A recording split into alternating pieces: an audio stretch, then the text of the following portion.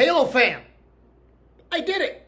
So I put up a poll and asked if you guys wanted me to do a vlog about Citizens Bank Park in Philadelphia, and an overwhelming amount of you voted yes.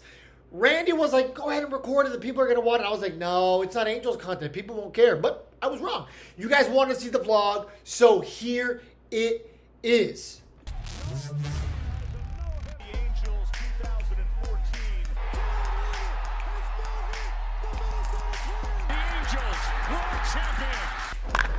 Oh, and first pitch crushing!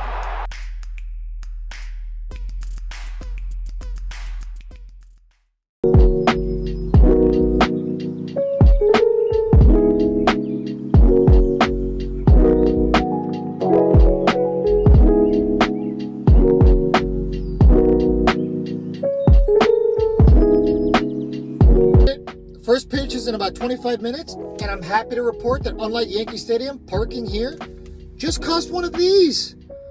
Ask and you shall receive, Halo fans. You guys wanted a vlog of Citizens Bank Park, and I'm here. This is my 16th baseball stadium out of 30. Special thank you to 714 Tickets. I used the code HIDDY at checkout and got a sick discount. I got my seats front row in the nosebleeds, the section overlooking the infield for about 31 bucks.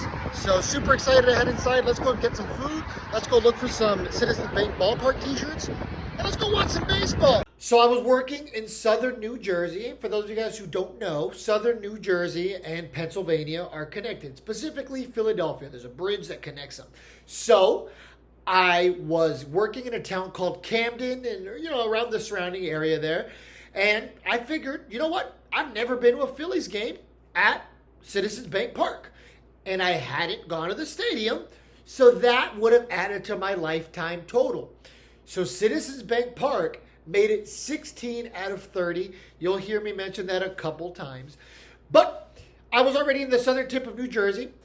Popped over. It was like a 32-minute drive from my last service to the stadium. And the best part, parking was only $20. I was so happy to see a normal amount for parking because your boy got railed. His cheeks got clapped. $47 compared to $20. I'll pay $20 all day long. That's what I was expecting. That's what I was hoping. So, and the parking was some P1 parking. It was right there, pretty close. So I parked, I walked over, and I had the ability to enter like right behind like the center field scoreboard, but I was like, no, I want to enter through the front. I want to see some statues. I want to see the neon Liberty Bell. So I went over to the third base gate. You'll hear me refer to it as the home plate gate. I got that wrong, but it was still a grand entrance. They had the statues, they had the Liberty Bell out front. So, that's kind of what I wanted. I wanted to enter the stadium and get the true experience of entering the ballpark. But there's a lot of really cool entrance plazas and exit plazas that they have at Citizens Bank Park. Now, this stadium is beautiful. It was built in 2004, which was the same year that Petco Park opened. But Citizens Bank Park's a little better. Citizens Bank Park, honestly, to me, top 7 for sure, maybe top 5. The stadium's beautiful. The way the steel and the brick just perfectly blend together to create the retro feel with new modern amenities is just chef's kiss. Perfectly done. It is an absolutely beautiful ballpark. So the way the concourse is set up, you enter the stadium and you have the ability to walk around the entire stadium. There is no limitations. For instance, Wrigley Field, you cannot walk through the bleachers unless you have a bleacher ticket. But there, they don't care. So when you enter, you walk all the way out to the outfield. Let's start there. So in the outfield, directly in center field, I guess right center field area, they have like a whole kids section. So they have like a wiffle ball field for the kids.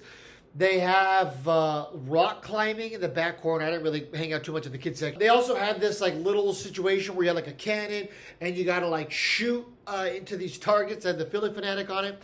It was really cool. They had a blow up Philly Fanatic over there. Awesome area for the kids.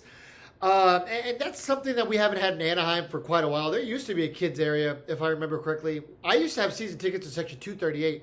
By then, all of that was already taken out. But I strictly remember going in 2005 to my first game at Angel Stadium with my father, sitting in the 230s region, and I remember there being games. But that was a really nice touch. Anytime you can, let your kids go and have fun, like in a closed-off environment, I mean, that's got to be a win for the parents, right? So, not only did they have that section out there, once you got to Ashburn Alley, I believe it's called, it's open air there, so you don't have any seats directly above you. And that area was beautiful. You got the bullpens right there. You got the batter's eye. You have like the bar behind the batter's eye.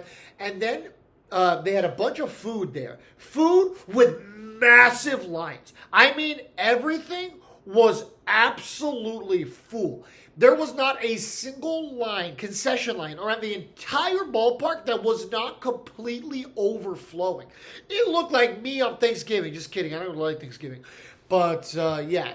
Anyway, the point is, these lines were jam-packed. It looked like Disneyland if at the end of every single ride they were giving you a $100 gift card for something, because people were going bonkers for this food. Everyone was like, oh, well, you got to try the Philly cheesesteak. I travel out here every single month, guys. I've had plenty of Philly cheesesteaks. I have my opinion on what's good, what's bad. Geno's, Chickies and Pete's, which is my favorite, because those crab fries, if you are ever in the area, get the crab fries at Chickies and Pete's. They have one at the stadium, too. And that was the longest line in the entire ballpark. So I, for whatever reason, did not want a cheesesteak. I instead elected for a sausage pizza. And the pizza was, not good. The pizza was so burnt. I spent $20 for a burnt-ass pizza. That's probably an understatement. This thing was charred. It's like they dropped it in the back of the grill. They're like, we're not going to lose the money for it. Just give it to him. It'll be fine. Yeah, so suffered through that $20 pizza. But I went to probably my favorite section in the entire ballpark.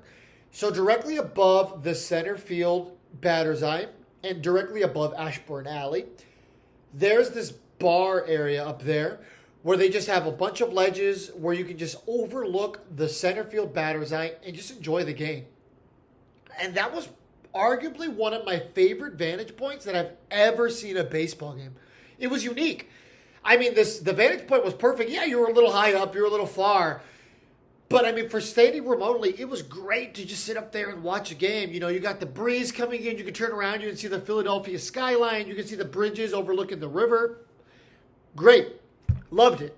Another really cool thing was the crowd going absolutely mental when the Philly Fanatic was shooting hot dogs. Speaking of the Philly Fanatic, I also snagged this photo with my dad. So at this point, your boy is fed because he just finished his burnt-ass $20 pizza. I got the enjoyment of watching the Phillies fans go absolutely mental when the Philly Fanatics started shooting hot dogs. Man, these people were going crazy like their dad had come back from the grocery store 5 years after he promised he'd come back with some milk. So after that, I was like, you know what? I want a dessert. I didn't get any at Yankee Stadium. I want to get one here.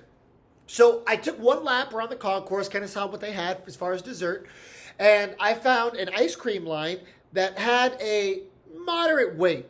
So I get there, and I'm trying not to look at the prices because, you go to a stadium, and you fixate on what you want, and then you hear the price, you're like, I don't know if I want to pay that. So try not to think about it. Normally it's like, oh, I'll take the ice cream helmet sundae, and they're like, okay, $106 and your firstborn kid. You're like, here you go. And they take your card. They have to pry it from your hand. They're like, oh, thank you, sir. And then you get it back, and you're vibrating as you put it back in your wallet because you just spent so much money. So I didn't pay attention to that. For the record, it was only $8, so I was actually blown away. $8 got me a helmet sundae, so whatever. But that wasn't the reason why I bring it up. I bring it up because of this crazy exchange I had with the woman working there. So I was like, I will take the sundae, vanilla.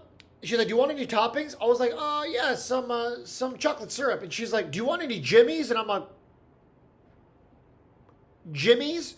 And then she's like, yeah, Jimmies. Like, how do you not know what a Jimmy is? And I just kind of stared at her like that one meme. And then I was like, Jimmy's. And then like, maybe she just like thought that I was slow. So she like enunciated and like said it slower. She's like, Jimmy's. And I was like thinking in my head like, stop it. Get some help. ma'am, I wasn't worried that you mispronounced the word Jimmy. I know what Jimmy sounds like. But my concern is, what's a Jimmy? And I told her, what's a Jimmy? And it's like, she was like a deer in the headlights. She was like, I don't know how to answer this question. It's like when somebody asks you, like, why do you need to drink water? It's like, well, I mean, it's a basic function of life. Like, it was something like that. Like, she was just like completely lost. I don't know how to explain what a Jimmy is. So she's kind of started like gesturing, just like she's that girl from the Wheel of Fortune. And I was like, sprinkles. Because there were sprinkles behind her, like probably like 10 feet behind her, like just in a giant container. And she's like, yes, sprinkles. And I was like, yeah, I'll take chocolate sprinkles. And she's like, here you go. So I know that like slang exists, especially on the East Coast. I'm out here every month. But I've never heard Jimmy. I've heard people refer to other people as like bull. Like, hey, yo, what's up, bull? I've heard of people like, hey, yo, can you pass me that John? Like, like a pencil or like a pen. Can you pass me the John? A John is anything. But I have never, ever heard Jimmy. And it just, speaking of deer in headlights, it just threw me for a loop. Citizens Bank Park is just super picturesque. There is multiple areas where it's just a photogenic ballpark. Now, it doesn't get a lot of plays when people are talking about the better ballparks in baseball. But like I said, for me, it's arguably a top 5 ballpark. Now, for those of you guys wondering, like, well, what's your top 5? In no particular order, because I'm sure that's what would really take me the longest to figure out. Coors Field, Camden Yards, Wrigley, Citizens Bank Park is probably on there, and then probably AT&T with like the bubble one there being maybe like Petco Park. Miller Park is also, or whatever they call it now, American Family Field, also kind of up there. But yeah, Citizens Bank Park is beautiful. You can see the skyline from certain areas of the ballpark. Like I said, the way the brick and the steel blend together just creates an absolute beautiful environment for baseball. There is tons of standing room area all around the ballpark, not even just the outfield. They have a lot of those ledges where, you can get a beer, a soda, eat your food, and, hide from your families. If that's like what someone's trying to do, dad or mom is trying to be like, oh, I'm going to go to the bathroom, honey. Oh, why'd you take 2 innings? I just really had to go. It was the Jimmies from earlier. I had to make little Jimmies. So, you can hide from your family. I'm assuming that's something the families like doing. But my point is, talk about just a beautiful ballpark. I loved it. I was a giant fan of it. I'm saying probably like an 8.5 out of 10. Like, this was a great ballpark. This is like P1 when it comes to ballparks that I would recommend to people. Now, as my number grows, like I said, it's a 16 out of 30. I'm sure that's going to shift. I'm sure that's going to change. But I am pretty content right now. And I am pretty confident it's at least going to stay like top 8. Because it's going to be very, very tough to beat. I've been to a lot of like the newer ballparks already.